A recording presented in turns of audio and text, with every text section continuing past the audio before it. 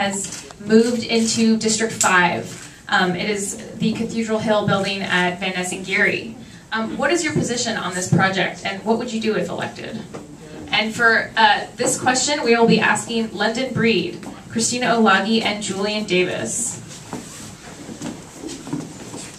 Hi, London Breed. I would like nothing more than to see this project move forward.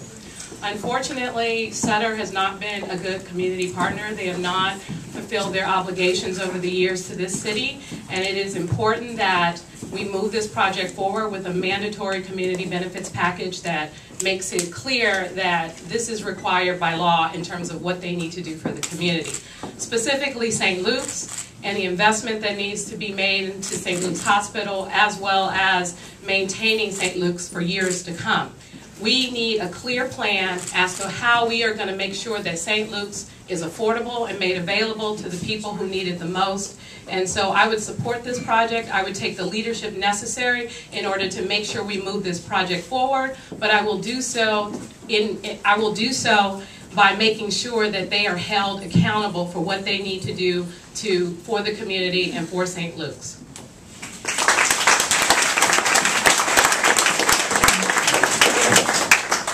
Hi, I've worked on this issue for a number of years, starting at the Planning Commission, where we had to hold up the institutional master plan because it simply wasn't providing appropriate or information, all the information we needed on the plan for CPMC and for this particular campus. So I've worked with advocates in the community, I've worked with Jobs for Justice, I've worked with community-based organizations, I've worked with housing advocates, and I've worked with a lot of people in the community on this issue.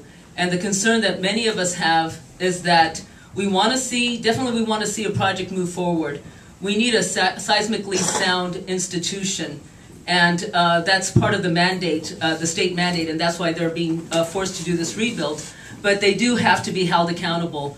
And I signed on to the letter recently with Supervisor Chu, Supervisor David Campos, and Supervisor Malia Cohen. And our concern was in the development agreement, there was a clause that basically gave Sutter Health the ability to exit from their obligation, their 20-year obligation at St. Luke's, if their profit margin fell below a certain level. So we say, yeah, sure, we want to work with CPMC. We want a good project, we want an accountable project, we want a St. Luke's that's going to be there for 20 years or longer.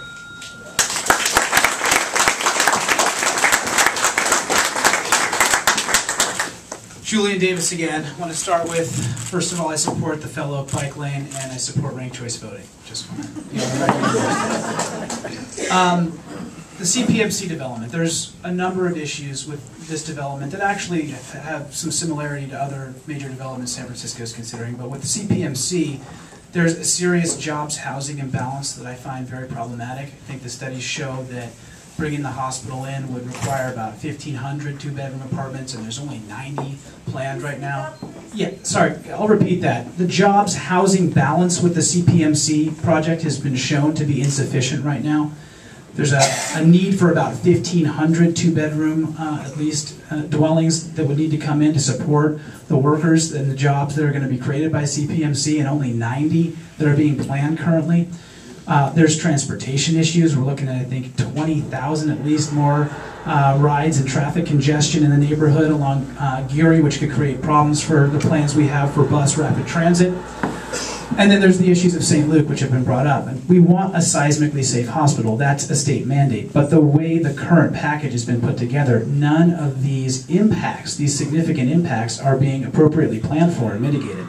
So my approach is going to be to look at these kind of impacts, make sure that we have enough affordable housing resources, that we have enough transportation resources to mitigate the impacts of this kind of development, and more importantly, that we insist on substantial community benefits with any of these types of developments, whether it's CPMC or it's corporate tax breaks for Twitter and the tech industry. We need to focus on what's the community getting out of it, and if we're not getting anything out of it, then we close the door on the deal. Thank you.